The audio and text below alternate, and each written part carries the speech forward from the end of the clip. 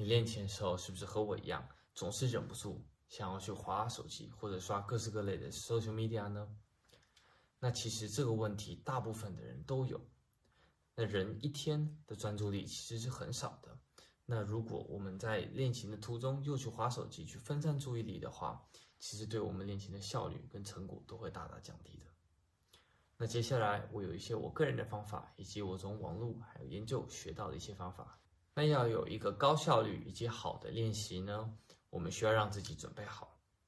那怎么样叫做准备好呢？对我而言，我会确保两件事情。第一个是琴房，琴房里面的谱架跟椅子，或者是我站着的时候，都是在我一个舒服的姿势。所谓让自己舒适，对我而言就是在镜子前面，我会习惯把谱架跟椅子放到镜子前面。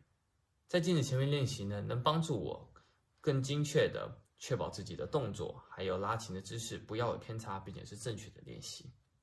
那在以上这些 setup 你都完成之后，还有一点是非常重要，也会让我们非常容易分心的，那就是手机。其实手机它因为现在的功能太方便了，我们能透过手机做的事情也很多，所以呢，这会导致我们很容易分心。那这个时候我有一些方法，如果你的自制力比较强，你可以简单的把手机翻过来，这样不仅你能知道手机在哪，你也能控制自己不去碰它，也看不到所有人发给你的讯息，或者是来自外在的各种干扰。那如果你的自制力比较低呢，我会建议你放到远一点的地方，可以放到琴盒里把它盖起来，或者放到更远，或者是像我有一个朋友一样，直接放到琴房外面。但是这些方法都能大大的帮助你在练琴期间不被手机干扰。那接下来我们排除了会让我们分心最大原因手机，还有我们把自己已经准备在一个准备好练琴的一个状态。接下来还有最后一个步骤，也就是我平常觉得最有用的一个方法，就是把你今天要练的曲子，还有你要练的东西，都把它写在一个本子上，或者 iPad 里面都好，然后在练习的时候放在旁边，这样一边能帮助你对时间更有概念，并且也非常能有系统化的来练习你今天要练的东西。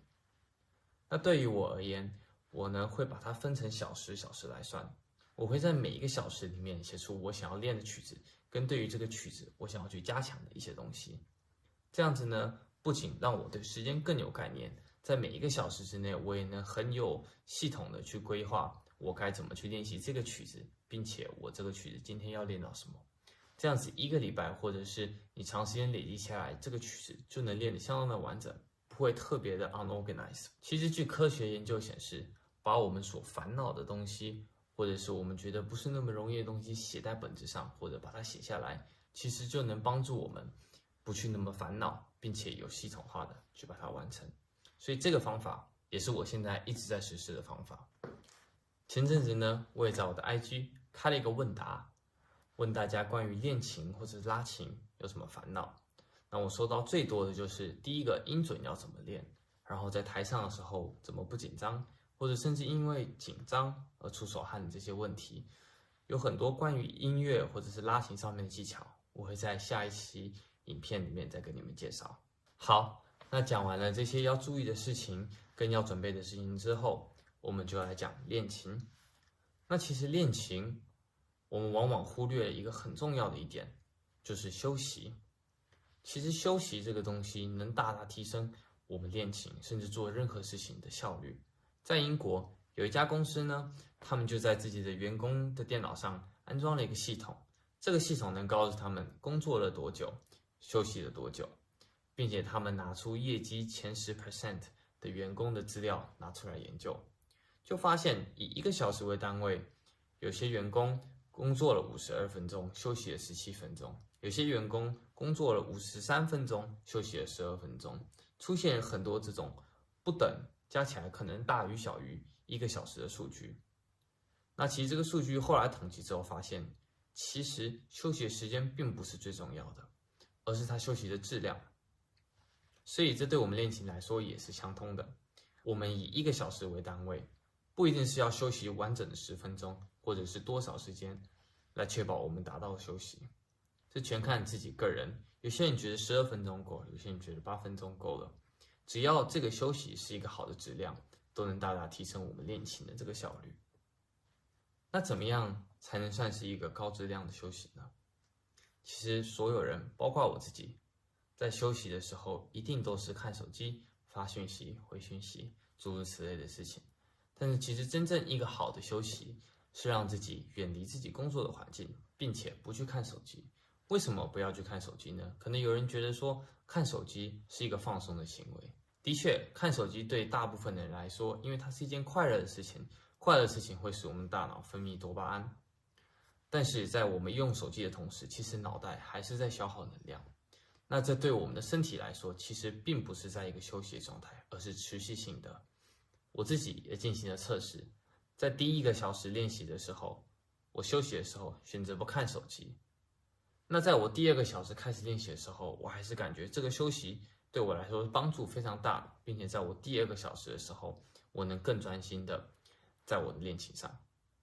但是隔天，我也试了练了第1个小时之后，休息的10分钟，我选择继续看手机。在接下来的第2个小时、第3个小时，我会觉得我的效率远不比昨天好好休息的10分钟的效率。所以由此可知，看手机对我们来说虽然是快乐的，但是如果放在练琴期间，其实对我们练琴来说也会达到反面效果的。那休息不仅是让我们的大脑还有身体休息，更是防止我们在练琴的这个阶段变成一个习惯。就像我们刷牙或者是洗脸的时候，这些都是我们生活中的一个习惯。在这些习惯呢，我们做这些事情的时候，大脑是不会思考的。在我们刷牙的时候，我们是不会想要怎么刷牙，或者是牙刷怎么握的。那这也是我们练琴的时候最害怕的。我们不希望我们在拉每一个曲子的时候都不经大脑的去拉。所以为了避免这样，休息必然是一个很重要的条件。但是还有其他的方法，也能防止我们把练琴或者是练习一个曲子的这个动作变成一个习惯。我个人的方法呢，比如说我练这个曲子这个段落5次的时候，我这5次都是要练音准，然而我在第3次就达到了音准练好的这个阶段。那与其走过这第4次跟第5次，增加2次的练习，我会额外的给自己一些要求，比如说滑音滑得更干净，或者是要有音乐性。就是说，我们练习的时候，去避免它成为一个习惯的方法，就是不断的去刺激自己的大脑和刺激自己的身体。那在有这些刺激之后，身体跟大脑就会知道，这不是一个习惯，这是一个需要不断在思考以及去创新的一个过程。那这个方法也能使我们练琴的时候，不会出现我明明花了很多时间练习，可是下个礼拜去给老师上课的时候，老师说我的东西没有改，或者是说跟上礼拜的进度是一样。这样子的烦恼，其实大家一定都体验过。那这些方法一定能有效的去避免自己拉琴的这些重复性。总而言之，这些是一些非常简单，能帮助我们练琴更有效、更高效率、更有成果的一些方法。但它不是绝对的，但它也是一些很基本的一些方法。那在接下来的几期影片中，我也会慢慢跟你们介绍我自己个人的一些想法，或者是一些心得。也欢迎追踪我的 IG 常常会分享一些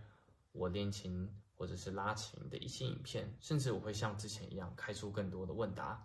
来问你们的意见，或者是问你们的想法或者是问题。那如果你喜欢这支影片的话，可以点个喜欢，也可以分享，也可以追踪。那如果有任何问题，也可以在底下留言区跟我说。那我们下期影片再见。